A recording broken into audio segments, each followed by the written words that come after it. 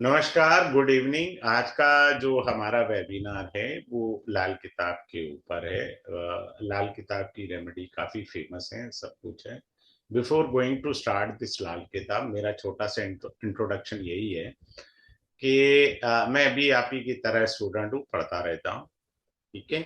और जो है कि 27 साल से मैं एक कंसल्टेंट हूँ। 2020 के बाद मैंने पढ़ाना शुरू किया है और अपनी क्लास को इंटरेक्टिव क्लास बनाता हूँ, so you can have a discussion with me अगर आपको कोई फार्मूला नहीं समझ में आ रहा है या कोई रूल समझ में नहीं आ रहा।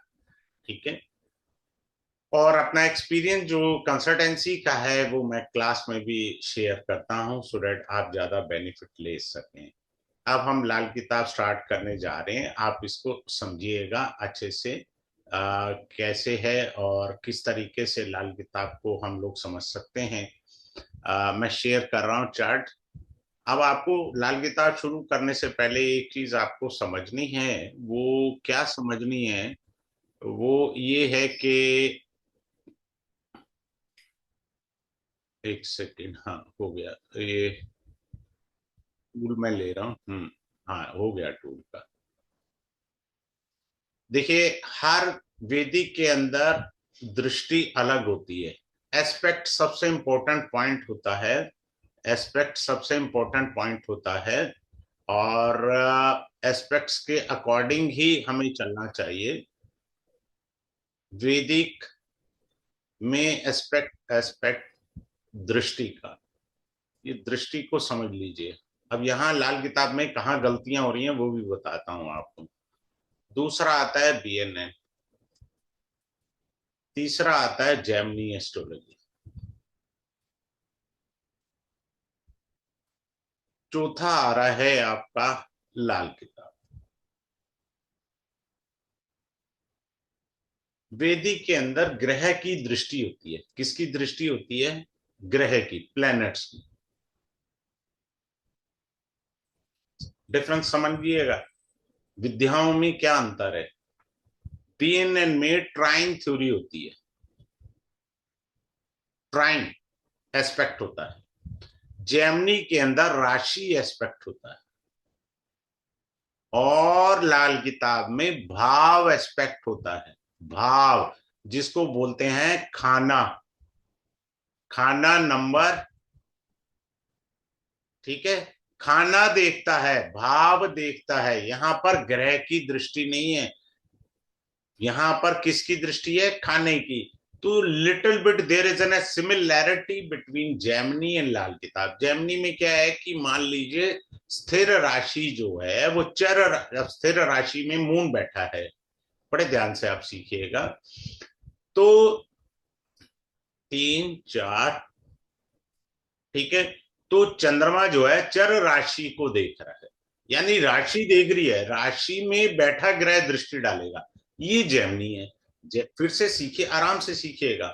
जेमिनी में क्या है? राशि की दृष्टि जाती है, स्थिर राशि चर राशि को देखती है। ठीक है, उसने देखा। अब आ रहे हैं हम लाल किताब पर। लाल किताब चंद्रमा 100% एस्पेक्ट देगा सप्तम भाव पर। यहां हम कहेंगे लाल किताब में भाव, राशि नहीं, खाना। खाना नंबर 1 सातवें घर को देख रहा है। सातवें घर को ऐसे बोलते हैं लाल किताब में। बस इतना सा डिफरेंस है। यहां तक आपको समझ में आ गया? हर चीजों का जब तक आप कोरिलेशन नहीं करेंगे हमेशा कंफ्यूज रहेंगे। मैं डायरेक्ट लाल किताब पढ़ा दूं, नॉनसेंस। आपको लॉजिक पता होना चाहिए। अब आते हैं बीएनएन पर। क्या होता है? बीएनएन के अंदर दो प्लेनेट का कॉन्सेप्ट है। वो हम प्लस प्लस करके पूरा ट्राइन ले लेते हैं, वो अलग बात है। बीएनएन के अंदर चंद्रमा कुंडली का सत्यानाशी ग्रह होता है, मून। ये कुंडली को डैमेज करता है। लाल किताब के अंदर क्या होता है? लाल किताब में वन प्लेनेट का रूल है। एक ग्रह को लिया जाता है। अगर आपका सूर्य खाना नंबर 1 में है, सूर्य खाना नंबर 2 में है, सूर्य खाना नंबर 3 में है, तो यहां खाना नंबर यानी भाव हाउसेस को लिया जाता है। और इसके अंदर सत्यानाशी ग्रह बनता है, डेट इज योर मर्करी। पूरी कुंडली को डैमेज करके रख देता है मरकरी। क्योंकि मरकरी को वरदान है, जहां भी किसी भी भाव में कोई ग्रह नहीं है, मरकरी को एजम्पशन मान लिया जाता है कि वो बैठा है।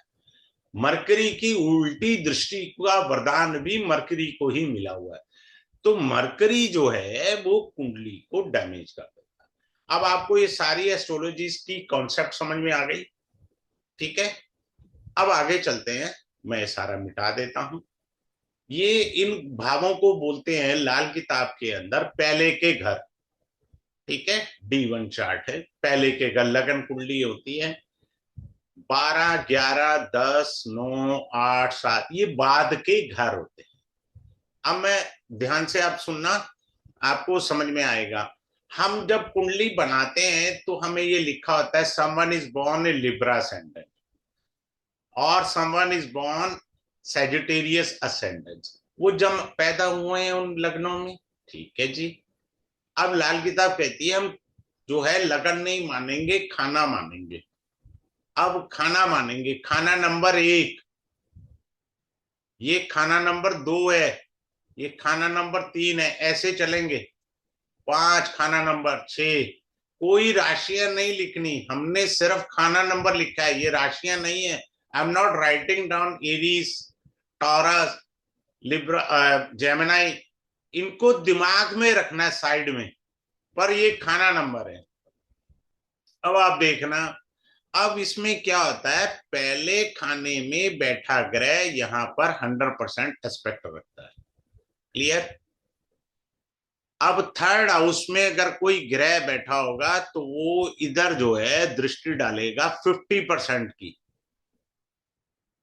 ये समझना जरूरी है, कितने परसेंट दृष्टि आ रही है। जैसे मैं भृगुनंदी नाड़ी में बताता हूँ ट्राइन की कितने परसेंट दृष्टि है, 50 है, 75 है, 25% है, यही 3 और 100%।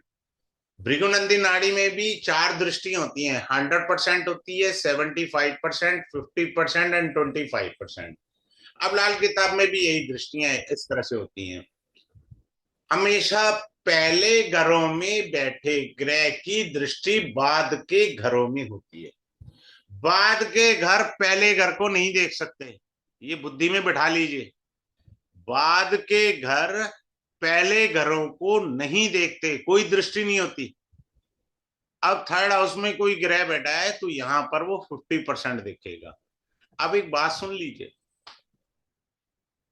अगर तो ये जो देख रहा है, मान लीजिए यहां पर जुपिटर बैठा है, अगर यहां कोई ग्रह नहीं बैठा, भैया कोई दृष्टि नहीं है, वहां कोई है ही नहीं, देखना किसको है।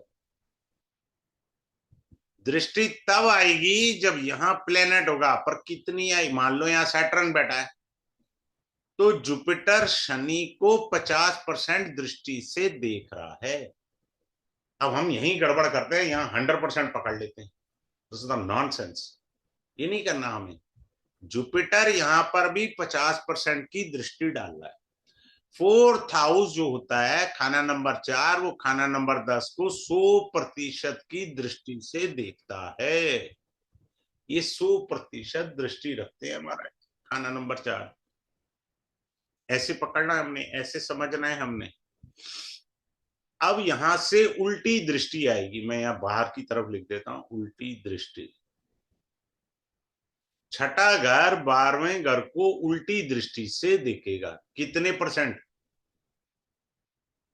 25। ये समझना है। 8वां घर भी सेकंड हाउस को उल्टी दृष्टि से देखा। उल्टी दृष्टि का वरदान स्पेशली मरकरी एंड सैटर्न को मेनली प्राप्त है। बाकी मैं ज्यादा डिटेल क्लास के अंदर रिवील कर दूंगा। That is 25%। ऐसे समझना है हमने उल्टी दृष्टि। सीधी सी बात है, दृष्टियां समझ में आई।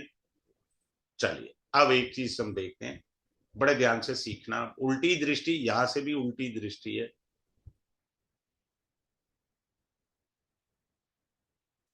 यानी छठे और 8वें भाव से उल्टी दृष्टि जाती है, वो 25% का प्रभाव रखती है। केवल लगन और फोर्थ हाउस में बैठे ग्रह 100% की दृष्टि रखते हैं। सिंपल सी बात है, आ जाइए। अब ध्यान से आप देखिए, सेकंड हाउस की दृष्टि यहां पर आती है, छठे घर पर दृष्टि, ठीक है, आती है। वो क्लास में एडवांस का पार्ट है। अभी आपको दिखाते हैं कुंडली कैसे डैमेज होती है। मान लीजिए किसी का वीनस बैठा है 12th हाउस में, जुपिटर बैठा है सेकंड हाउस में, मून बैठा है छठे घर में, मरकरी बैठा है 8वें घर में। मरकरी ने उल्टी दृष्टि से जुपिटर को देख लिया, कर दिया बेड़ा गर्क, इसका डैमेज हो गया।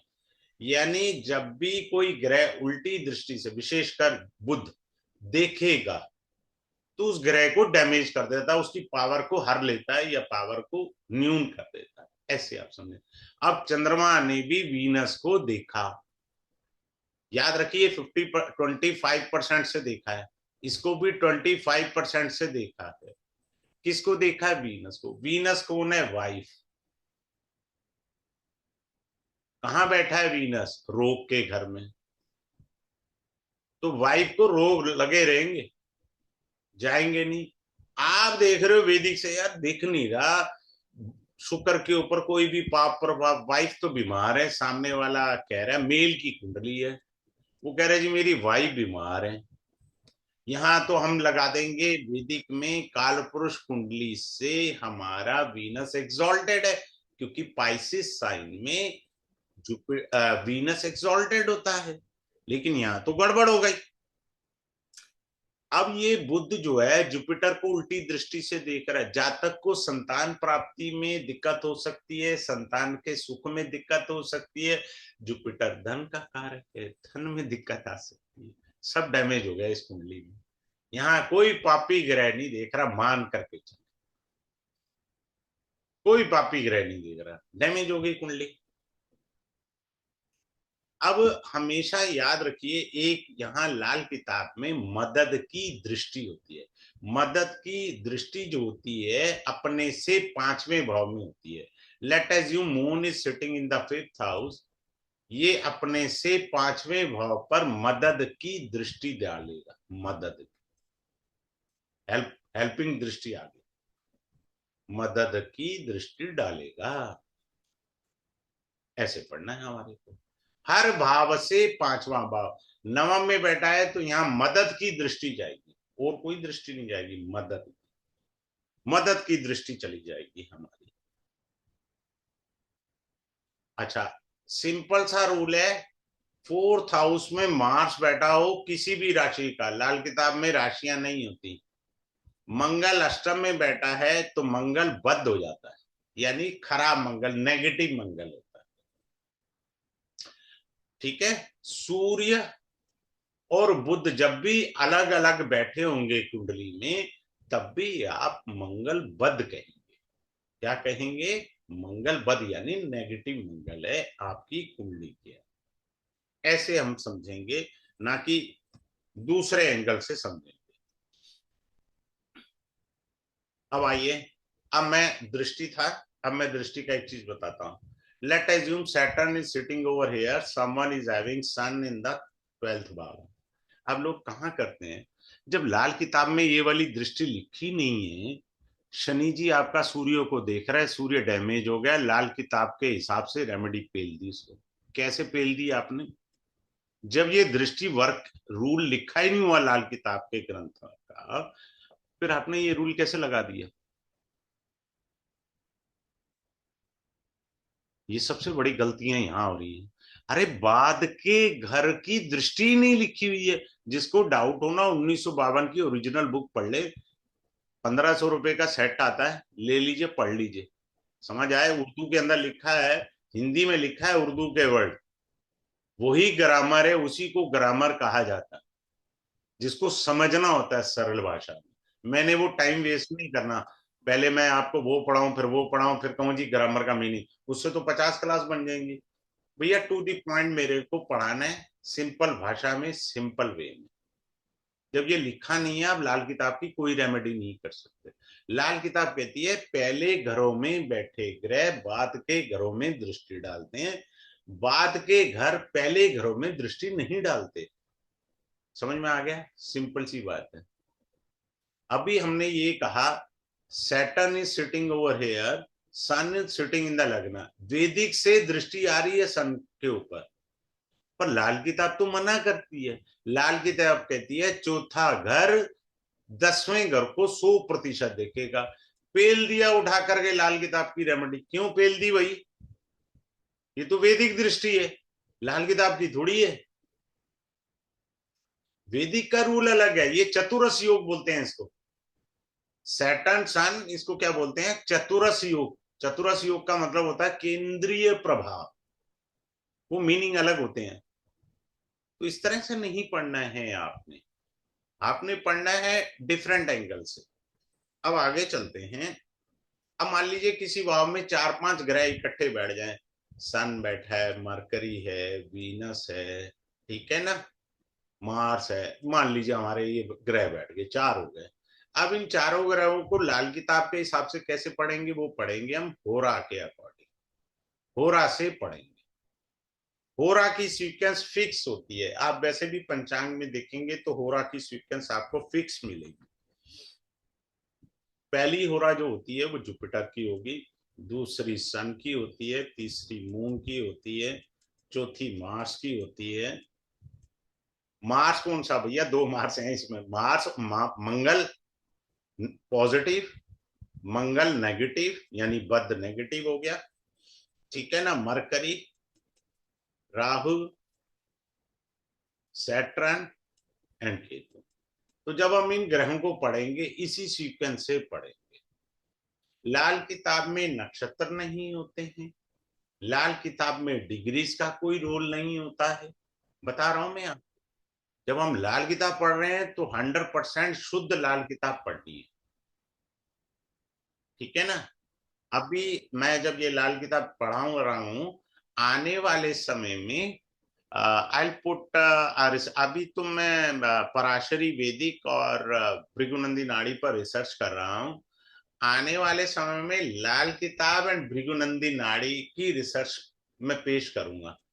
बट इट टेक्स टाइम, बच्चों का खेल नहीं है, हमें एक्यूरेसी से पढ़ना है, तुक्के मारने वाली पढ़ाई नहीं करनी। अब आप देखिए 1, 4, 7, 10, ये केंद्र स्थानम है। अब इसको मैं समझा रहा हूं, देखो कैसे, मैं आराम से अलग से वैदिक से कहते हैं। वैदिक से क्या है इसका मीनिंग? लैक ऑफ कॉन्फिडेंस, जिसके लगन में चतुर में कोई ग्रह नहीं है, इन चारों भावों में लैक ऑफ कॉन्फिडेंस होगा। अब लाल किताब कहती है खाना नंबर 1, खाना नंबर 4, खाना नंबर 7, खाना नंबर 10 में कोई ग्रह नहीं है, नाबालिग कुंडली। देखिए मैं दोनों को कोरिलेट करने का प्रयास कर रहा हूं कि वैदिक में क्या मीनिंग है। नाबालिग कुंडली है, बच्चे वाली कुंडली कह दिया इसको। और हमने उधर वैदिक में क्या कहा? लैक ऑफ कॉन्फिडेंस होता है ऐसे आदमी के अंदर। सो दैट हमारे को ये चीजें समझनी है कि कैसे होगा और किस तरीके से होगा और क्या मीनिंग है चीजों को। अब ग्रहों के जो इंपॉर्टेंट पॉइंट होते हैं, इसमें केतु ग्रह को कैसे समझें? केतु ग्रह सनराइज से पहले है, सनराइज से पहले के केतु ग्रह को शुभत्व कहा है। देखिए आप लोग जानते होंगे अध्यात्म के अंदर ब्रह्म मुहूर्त, सूर्य उदय से 2 घंटे पहले, ब्रह्म मुहूर्त सूर्य उदय से 2 घंटे पहले, वही केतु है। अगर आपका केतु बहुत अच्छा कुंडली में बैठा है, पुत्र रतन का कारक लाल किताब में केतु है, और 2 घंटे पहले ब्रह्म मुहूर्त में केतु मेडिटेशन का कारक। Is it clear to you? इतना इजी वे में मैंने बताने का प्रयास किया। अब लाल किताब के अंदर मैंने अभी कुछ थोड़ी सी रिसर्च करी है, समय के अनुसार मैं रिसर्च करता रहता हूँ, मॉडिफाई करता रहता हूँ कोर्सेज के अंदर। लाल किताब के अंदर किस्मत का ग्रह निकालते हैं कि आपकी किस्मत का ग्रह कौन सा है। किस्मत का ग्रह, वो ग्रह का आप बिजनेस कर सकते हैं, वो ग्रह आपके जीवन में अपलिफ्ट कर सकता है। इसमें लाल किताब में लिखा गया है कि किस्मत के ग्रह का दान नहीं करेंगे।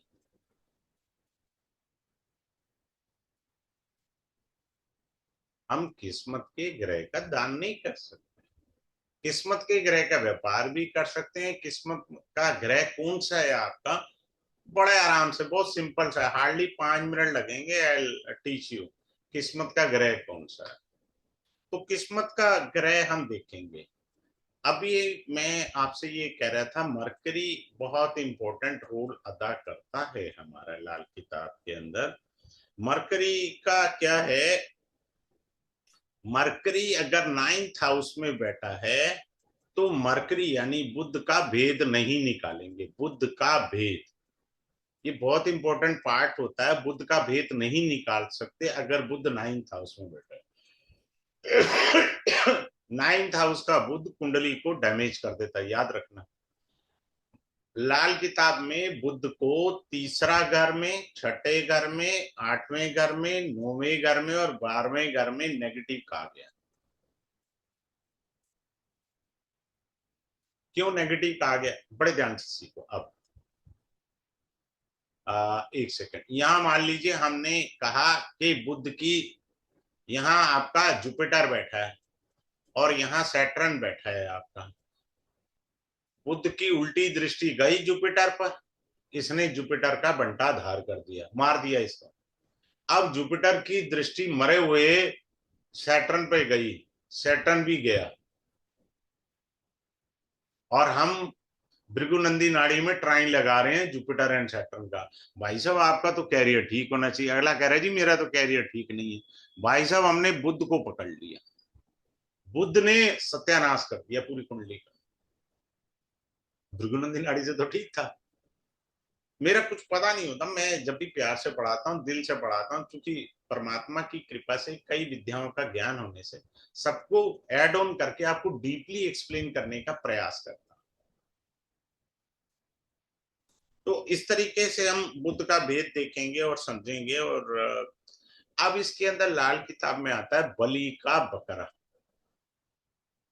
बलि का बकरा का क्या अर्थ है ये समझना।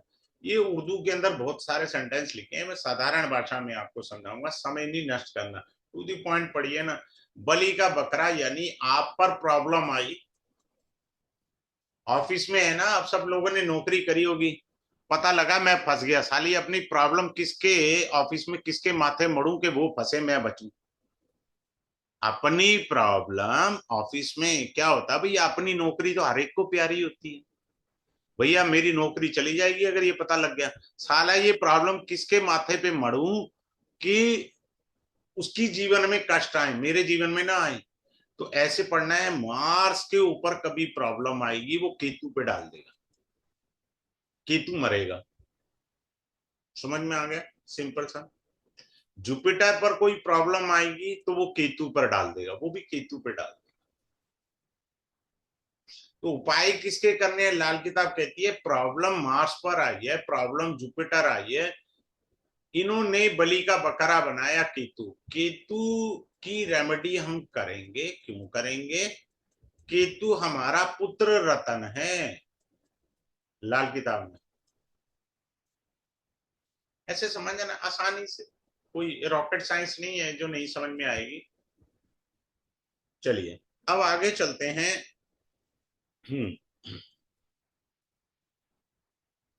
अगर किसी की कुंडली में 7th हाउस में शनि हो, 4th हाउस में सूर्य बैठा हो, तो लाल किताब ऐसी कुंडली को अंधी कुंडली कहती है। It is being called blind kundli, अंधी कुंडली। बहुत सारे मीनिंग है, I have to reveal in the class के भाई इससे क्या हमारे को गेन है या लॉस है लाइफ के अंदर। अब आइए एक बड़ी शानदार बता रहा हूं, अभी आप सीख जाएंगे। सेकंड हाउस लाल किताब में धर्म स्थान कहा गया। चौथा घर चंद्रमा का होता है काल पुरुष कुंडली से। चंद्रमा का घर, माता का घर, अगर राहु यहां बैठे तो राहु धर्मी ग्रह बन जाता है। क्लियर है। आप पढ़ लीजिए, पुराण पढ़िए, अपने सारे पुराण 16 पुराण है, किसी भी राक्षस ने माता के आगे ऊंची स्वर में बात नहीं की। अब तो घोर कलयुग है, कर रहे हैं। तो राहु ने कभी भी, जब चंद्रमा के घर में, चौथे घर में बैठा होगा, इसको धर्मी ग्रह क्यों कहा गया है? क्योंकि माता के घर में बैठा है। आपका राहु तब खराब होगा जब आप चीटिंग करेंगे, because Rahu is karaka for the cheating. Now, as per, जब मैं एस्ट्रो वास्तु पढ़ाता हूं, if someone is having Rahu in the fourth bhava, there is a geopathic stress. सवाल ही पैदा नहीं होता उसके घर में जियोपैथिक स्ट्रेस ना होगा। क्लियर है? बहुत सारे मीनिंग है। मेरा जब रिदम बनता है तो मैं डिफरेंट डिफरेंट विद्याएं सब पढ़ाने का प्रयास करता हूँ।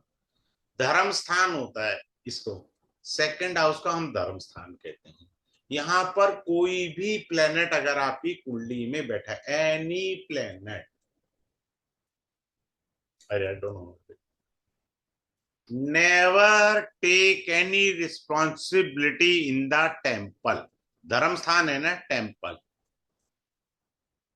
भाई साहब, जहां भी आपने मंदिर में कोई भी जिम्मेदारी ली और आपसे कोई गलती हुई, उसका खामियाजा आपकी सेविंग पर, आपकी फैमिली को, आपकी वाणी को, आपके धन संचय को चुकाना पड़ेगा।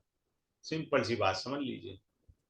जब लाल किताब में उपाय बताते हैं ना कि धर्म स्थान पर चीजें चढ़ानी है, यानी उस ग्रह को धर्म स्थान से जोड़ दिया जाता है।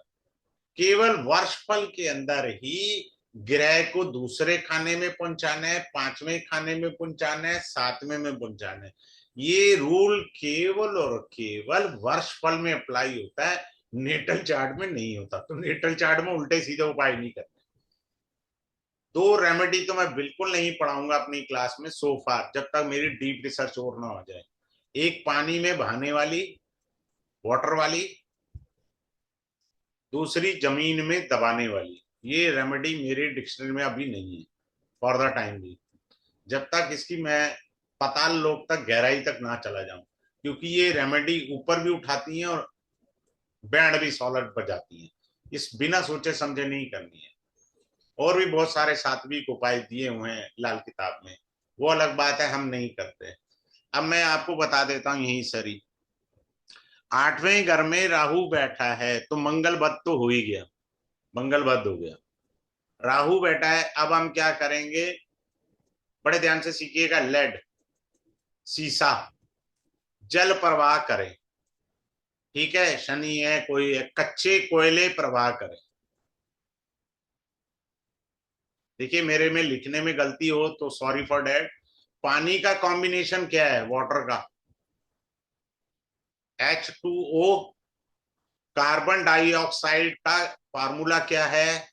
C2O। ठीक है, ये मैं साइंस से नहीं हूं भाई, थोड़ी बहुत एबीसीडी मुश्किल से पता है। भैया, कच्चे कोयले या लेड, सीसा, ये अगर पानी में डालेंगे तो मछलियां मर जाएंगी, और पानी के अंदर ऑक्सीजन होती है, वो डेड हो जाती है। How can I give you the remedy? कच्चे कोयले जल प्रवाह कर दें? मैं पानी को दूषित कर रहा हूं। मैं ऐसी कोई रेमेडी आपको नहीं समझाऊंगा, ना ही मैं ऐसी रेमेडीज के फेवर में। इसके अलावा और भी तो रेमेडी है, जरूरी है तुमको कच्चे कोयले पानी में बहाने? आठवां भाव है तो आपको ये कहा जाता है 8 बार करना है। 8 टाइम, 8 शनिवार करें, क्योंकि अष्टम भाव है तो 8 बार ही कहता है। और भी तो रेमेडी है ताऊ, जरूरी है यही करनी है तुमको उल्टी सीधी? आप मछलियों को मार रहे हैं, जबकि राहु का उपाय है आटे की गोलियां मछली को डालने से राहु प्रसन्न होते हैं। ऐसे समझना है हमारे को। अब आता है इसके अंदर सांझी दीवार। बड़े ध्यान से सीखना सांझी दीवार। मान लीजिए सेकंड हाउस में सूर्य बैठा है, शनि बैठा है, चंद्रमा यहां बैठा है। ये बीच की जो दीवार है ना, ये सांझी दीवार है। चंद्रमा सूर्य से मिलेगा तो भैया चंद्रमा शनि से भी मिला, चंद्रमा की तो ऐसी तैसी होगी। अब यहां पर आपको दिख नहीं रहा विषयोग का, पर यहां विषयोग आ गया। क्योंकि सांझी दीवार से मिला। समझ में आ गया कैसे यहाँ पर विष योग बना। नॉर्मली हम वैदिक में क्या पढ़ते हैं, Saturn and moon both are sitting together in any bhava creating a vish yoga, but here we have to see in a very different way out bhava. बहुत सिंपल है, ऐसा कुछ नहीं है। अब आता है टकराव के ग्रह।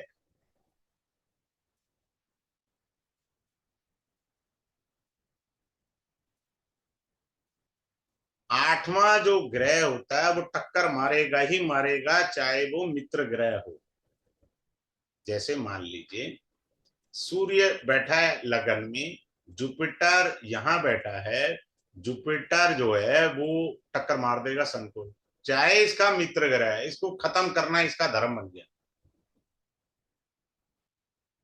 जबकि लाल किताब में सूर्य लगन में है तो उच्च का माना जाता है। दूसरा लाल किताब का एक सूत्र आता है, अगर if you have a Ketu in the लगना, जहां भी सूर्य बैठा है वो उच्च के फल देगा। सूर्य कहीं भी बैठा है वो उच्च के फल देगा। दूसरा लाल किताब कहती है कि जिनका केतु लगन में है उन्हें कुत्ता नहीं पालना, करोड़पति से रोड़पति बना देगा Ketu.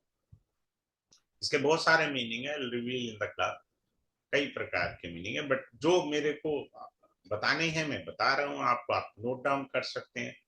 One should never have a dog with him if you are having Ketu. Ketu means that you are some other technique in the Bhrigunandi Nadi and the Vedic astrology. If Ketu in the Lagna means you are born to bow down. आपको झुकना पड़ेगा। ऐसे लोग थोड़ा झुक करके बात करेंगे, चेक कर लेना।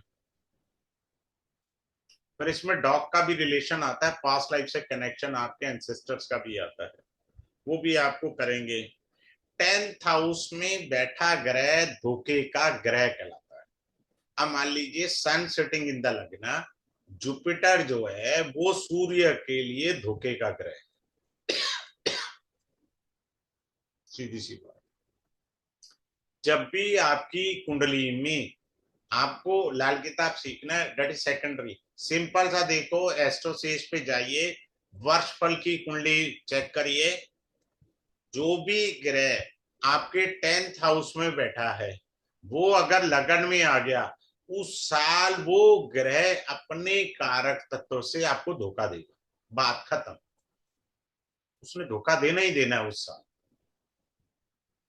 अगर यहाँ चंद्रमा बैठा है ना और वर्षफल में लगन में आएगा, वर्षफल की कुंडली देखनी है, तो आपकी सगी माताजी आपको धोखा दे देंगी। जैसे माँ ने कहा बेटा कोई नहीं, प्रॉपर्टी में तेरे को भी हिस्सा मिलेगा। जब टाइम आया उस साल बाई चांस आपके वर्षफल के लगन में चंद्रमा आके बैठ गया, तो माताजी यू टर्न मार लेंगी, आपकी सगी माँ यू टर्न मार देगी। ऐसे पढ़ना होता है एस्ट्रोलॉजी। कौन धोखे का ग्रह बनेगा, क्या बनेगा, ये सब हम वर्षफल से देखेंगे और समझेंगे। अब आता है मनसूई ग्रह। अब आ जाइए मनसूई ग्रह, सूर्य और बृहस्पति अगर इकट्ठे हैं तो ये चंद्रमा का निर्माण करते हैं। क्या निर्माण कर रहे हैं, चंद्रमा का। मान लीजिए someone is having sun and Jupiter in the 8th house and let assume moon is sitting in the 12th बाबा। भाई साहब एक चंद्रमा यहाँ पे भी डैमेज है जो कि 8th हाउस में है, एक चंद्रमा यहाँ भी डैमेज है जो कि 12th हाउस में, बेड़ा गर्क हुआ पड़ा, यानी आपके दो दो चंद्रमा डैमेज है। तो इसे मनसूई ग्रह कहते हैं। मनसूई का मतलब है दो ग्रहों के मिलन से नए ग्रह का उत्पन्न हुआ। अब मैं आऊं भृगुनंदी नाड़ी में, someone is having Jupiter and sun together in any bhava in their chart mean you are born in the same family as you were born earlier. आप उसी परिवार में दोबारा जन्म लिए। भैया सूर्य वंशावली को बताता है, आत्मा का, और बृहस्पति जीव या जीव की यात्रा, ऐसे पढ़ते हैं। तो ऐसे है किस ढंग से कैसे क्या है। अब आता है सूर्य के साथ शनि बैठा है, तो इसको क्या बोलेंगे हम, मंगल बद। मंगल बद यानी नेगेटिव मंगल है आपका कुंडली में, ठीक है जी, नेगेटिव मंगल है। मान लीजिए आपका एक मंगल यहाँ पे बैठा है, बात समझ में आ गया। सूर्य शनि यहां बैठ गए, हो गया बंटाधार। एक मंगल पहले से बद्ध है, एक और जिसका निर्माण हुआ वो उसने भी बेड़ा गर्क करना है छठे घर में। तो मंगल तो पूरी तरह से है, तो हमें मंगल की रेमेडी करनी है, ठीक है ना। अब आगे चलते हैं।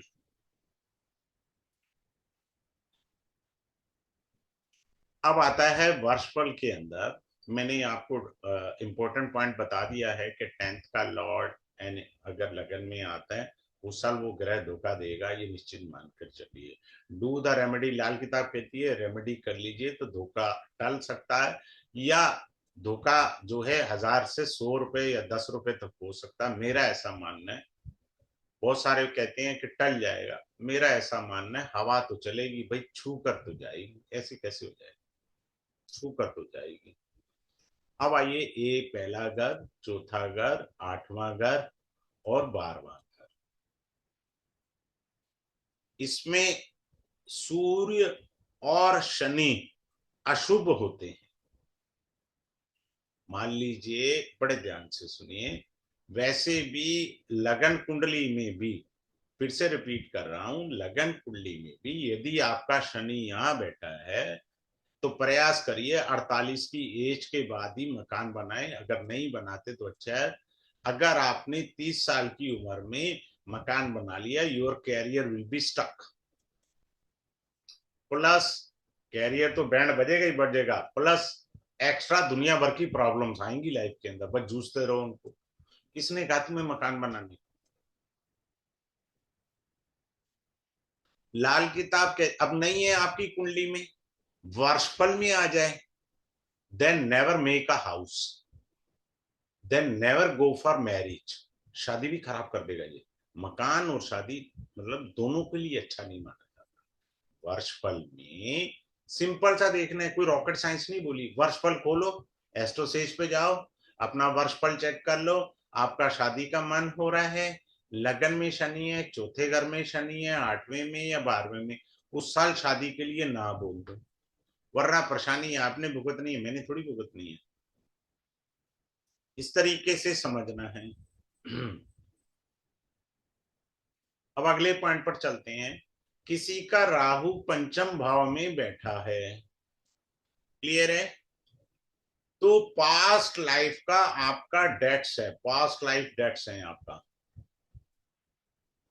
पास्ट लाइफ डेट्स है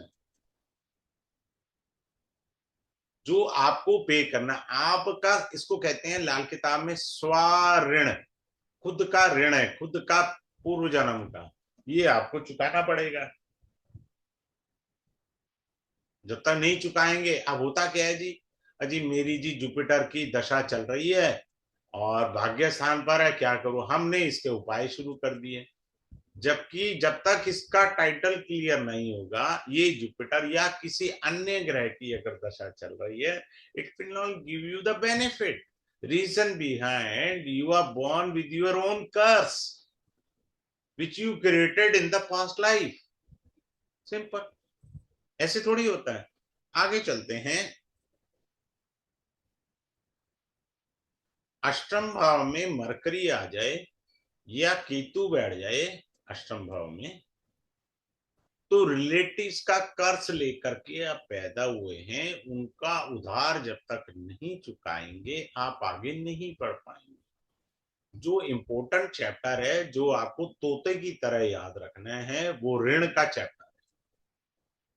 स्व का ऋण, माता का ऋण, पिता का ऋण, बहन का ऋण, ठीक है ना, संबंधियों का ऋण। तो इन ऋणों को जब तक नहीं चुकाएंगे तब तक दिक्कत होगी ही होगी आपकी कुंडली में। सिंपल सी बात समझ लीजिए, ठीक है ना। अब देखो, जुपिटर का ये पक्का घर है, जुपिटर का ये पक्का घर है, यहाँ पे पक्का घर होता है, ठीक है ना। हम वैदिक में कारक कहते हैं, कारको भाव नाशाई बोलते हैं। जुपिटर का पक्का घर है, ये भी पक्का घर है, फिलहाल ये भी है जुपिटर का घर। अगर सेकंड हाउस में एंटी प्लेनेट बैठ जाए, let assume someone is having Venus in the second house और Mercury in the second house, तो जुपिटर जहां भी बैठा है वो डैमेज हो। लाल किताब ये कहते हैं जिन जिन भावों का बृहस्पति पक्के घर का मालिक है, अगर वहां शत्रु ग्रह बैठ जाएगा तो जुपिटर डैमेज या कमजोर माना जाएगा। ऐसा है आपने। तो उपाय किसका करना है? जो ग्रह बैठा है उसका उपाय करना है, और वो सोच समझ के करना है। मैंने पहले ही बताया, जल में प्रवाहित करना और जमीन में दबाना, इन दोनों से दूर रहें। देखो याद रखना, हमारे पराशर ऋषि ने स्तोत्र के पाठ को महानता दी है। आप श्री सुक्तम का पाठ करके इस दोष की निवृत्ति कर सकते हैं। मरकरी बैठा है, दुर्गा सप्तशती का पाठ आप कर सकते हैं। ऐसा कुछ नहीं है कि अपने को वही उल्टे सीधे ही सब पापड़ बेलने हैं। किसने कहा तुमको बेलो उल्टे सीधे पापड़? चलिए अब आगे बताते हैं। थर्ड हाउस में अगर सैटर्न बैठा है, लाल किताब कहती है केतु का उपाय करना है। आप किसका उपाय करना है? केतु का उपाय। लाल किताब कहती है सेवंथ हाउस में जुपिटर हो, क्योंकि अब देखो, अब सीखना है आपने। एज पर द काल पुरुषना कुंडली, जुपिटर जो है शुक्र की राशि में बैठा है। अब लाल किताब से चलिए, अब मैंने राशियां लिख दी। क्या लिखी हैं राशियां? साइन। यहां पर तुला राशि आती है, लिब्रा साइन आता है। तो इसमें दिक्कत आ गया। चलो एनी, लिब्रा साइन आ गया। तो जमीन किसकी है? लाल किताब में ग्रामर में लिखा है जमीन शुक्र की है, और पौधा किसका लगा हुआ है? बृहस्पति। जमीन किसकी है? शुक्र की। शुक्र के घर में एंटी प्लेनेट आ गया ना। जमीन किसकी है? शुक्र की। तो शुक्र के घर में बृहस्पति देव आ गए, which is not a good. अगर आप पंडित जी को कोई भी वस्त्र दान करेंगे, लाल किताब की लाइन है भैया, मेरी नहीं है, कोई बुरा नहीं माने, किसी का है। जिसको डाउट हो तो लाल किताब उठा ले और पढ़ ले। जातक को कफन भी नसीब नहीं होगा, उसको नहीं देना, उसका गृहस्थ आश्रम चौपट कर देगा, वो अलग है। कभी भी ब्राह्मण को नहीं देना। Jupiter sitting in the 10th bhava, this is your career as per the Kaal Purusha कुंडली। शनि का जमीन है, शनि की जमीन है, और यहाँ पर काल पुरुष कुंडली में 10 नंबर साइन आता है, जुपिटर नीच का हो गया। ये हमारा कार्य स्थल भी है। अगर आपका जुपिटर 10वें भाव में किसी भी राशि का बैठा है, भाई साहब आपने अगर धार्मिक वीडियो लगाई ना, मतलब धार्मिक म्यूजिक लगाया अपने दुकान पे या ऑफिस में, जरूर से ज्यादा पूजा पाठ करी, धंधा बंद है। मुझे याद है शायद 99 में मैं वास्तु करने गया था दिल्ली के अंदर। तो मैंने जाते ही बंदे को बोला, वो नाराज हो गया। ज्वेलरी की उसकी दुकान थी। मैंने कहा यार तेरी दुकान ही बंद हो जाएगी। कह रहे भाई साहब शुभ शुभ बोलो। मैंने तुझे कहा किसने भजन लगा? उसकी कुंडली हाथ में लेके भी बैठा था, मैं वास्तु कुंडली के साथ करता था। 10th हाउस में जुपिटर था। तो आपको भजन वजन नहीं लगाने भैया, भजन लगाने हैं तो मंदिर में जाओ ना यार, घर पे सुन लो आप। वर्क प्लेस पर आप नहीं कर सकते। You can never do such things. अब आगे आते हैं। सूर्य और शुक्र अगर ये इकट्ठे बैठे हैं, वैसे भी this is a curse from the past life, मैं पास्ट लाइफ में भी पढ़ा था। It's a curse from the past life. तो आदमी को उपाय क्या करना है? दुर्गा पूजा करनी। दुर्गा पूजा करने से उसको गृहस्थ का कुछ सुख मिलेगा, सुख मिलेगा, अन्यथा नहीं मिलेगा। 11th हाउस में किसी का सूर्य आ जाए, साथ में चंद्रमा भी आ जाए, इसको ऐसे भी समझना है भाई साहब, ये राजा है सूर्य, चंद्रमा रानी। राजा रानी आपकी इच्छा पूर्ति के भाव में बैठे, श्राप और मांस मदिरा से दूर रहे तो ये ग्रह बहुत शुभ फल दे। न्यूमरोलॉजी में मैं पढ़ाता हूं, जिसका भी ड्राइवर 3 हो या ड्राइवर 9 हो, ड्राइवर का मतलब है कोई भी 3 तारीख को, 12 तारीख को, 21 तारीख या 30 को पैदा हुआ है तो ड्राइवर 3 हुआ। और इसी तरह 9 तारीख लेनी है हमने, 27 हो गया, 18 हो गया, ये 9 है। तो जिनका ड्राइवर 3 या 9 है वो मांस नहीं खाएंगे तो कैरियर में हेल्प मिलेगी। मांस के साथ साथ पहले नंबर पर मांस है, सेकंड नंबर पर दारू है। ठीक है, तो इन चीजों से आपको दूर रहना है सूर्य चंद्रमा का। आगे चलते हैं। अभी मैं 4-5 टेक्निक और आपको अच्छे से देता हूं, बड़े ध्यान से आप सीखिएगा और बड़े ध्यान से समझिएगा कैसे क्या है क्या नहीं है। बिफोर डेट, उससे पहले मैं आपको बताना चाहूंगा,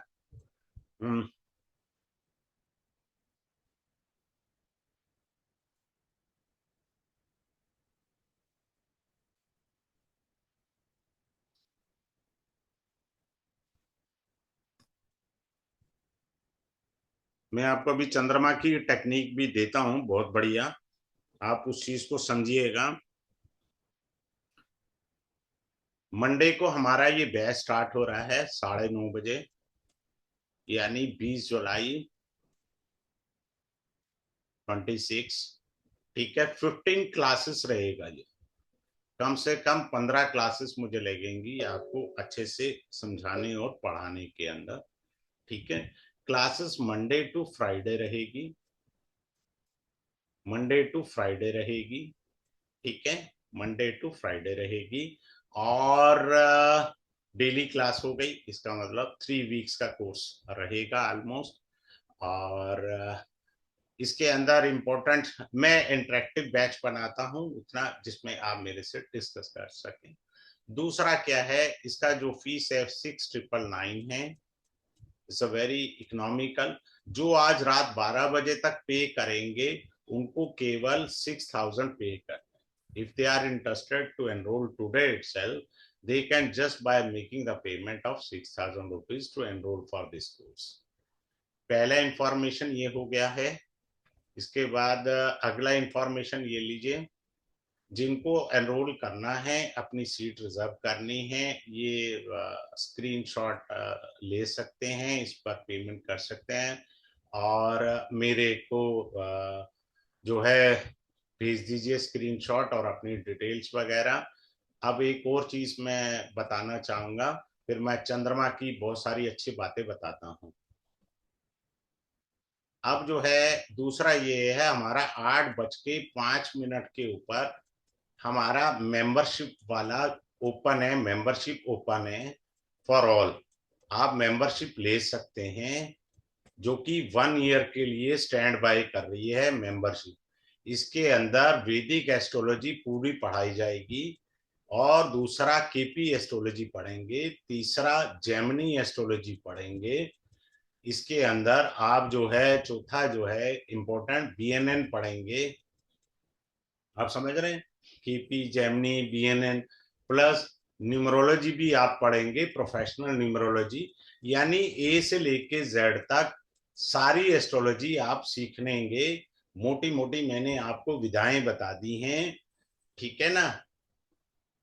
और क्या है कि किसी को भी एनरोलमेंट कराना है, 7566 767 555 पर आप मेरे को व्हाट्सएप कर सकते हैं।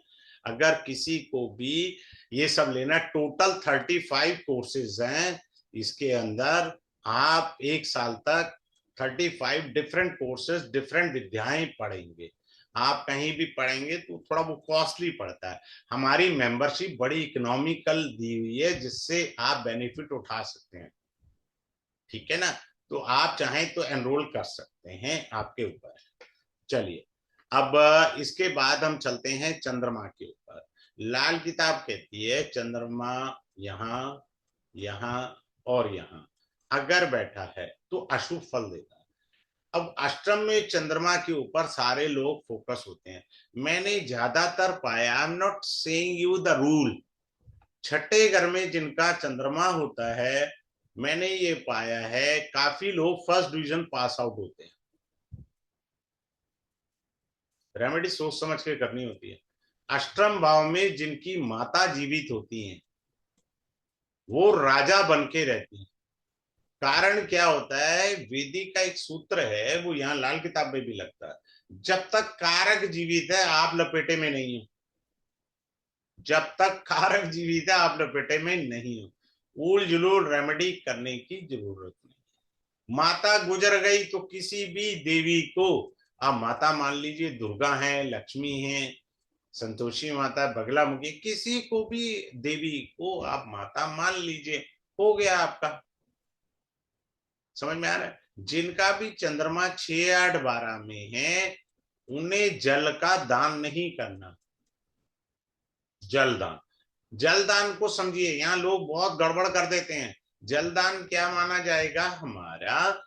कुआं नहीं खुदवाना, पहले जमाने के हिसाब से बता रहा हूं, जब लाल किताब वाली थी, आपने जल का कुआं नहीं खुदवाना, तालाब नहीं खुदवाना। समझ रहे हैं? वैसे भी 6, 8, 12 वैदिक में त्रिक भाव है, अर्थात गड्ढे वाले भाव है, ठीक है ना। प्याऊ नहीं लगाना है। अब कई तो ये कह देते हैं कि शिवलिंग पर नहीं, भाई पागल आदमी, शिवलिंग पर रुद्राभिषेक होता है, वहां पर आप जल का दान नहीं कर रहे, भगवान को कभी कोई दान कर सकता है? कितनी बुद्धियों वाली बात है यार, हद है यार। आप शिवलिंग पे नहीं जल चढ़ाएंगे जी, आपको पीड़ा होगी, आपके छठे घर में चंद्रमा। ओ भैया, भगवान पर अर्पित होती हैं चीजें, दान नहीं होती। दान गरीबों को होता है, भगवान को थोड़ी दान होता है, हद है यार। तो आपने ये बारीकियां समझनी है और समझनी है। इसके अंदर सबसे बढ़िया, आप कोई भी लाल किताब का उपाय मत करिए, मैं उपाय बताता हूं। रुद्राभिषेकम जो है ना, रुद्र स्तोत्र का पाठ कर दीजिए, रुद्राभिषेकम का स्तोत्र का पाठ करिए, you will get the benefit. आप चेक करके देख लीजिए। चलिए, किसी की कोई क्वेरी या डाउट हो तो मुझसे कह सकते हैं या बात कर सकते हैं। I will try my best to clear, otherwise we will have a discussion on Monday to start out the batch. हाँ जी, बोलिए। सर जो इसमें हमें इजीली रीड हो जाएगा ये, याद करने का ज्यादा पार्ट तो नहीं है इसमें? नहीं, क्या है, सबसे आसान चीजें तो बताई हैं। आप पहले ये बताओ, जो आपको एबीसीडी बताई वो समझ आ गई? हाँ जी, आ गया। तो बस इसी को डिटेल में बताना है यार। जब आपको हेडलाइन समझ में आ गई है तो अंदर की कथा भी समझ में आ जाएगी। वो तो मैं उंगली पकड़ के बता दूंगा सर आपको। मेन मेन तो वर्षफल आ जाए, वर्षफल का ही है, रीजन हाँ, तो तो काल वर्षफल तो काल। कराना है ना। अभी मैंने एक दो टेक्निक दे तो दी, वर्षफल की 2 दी है ना, आप चेक कर लो भाई।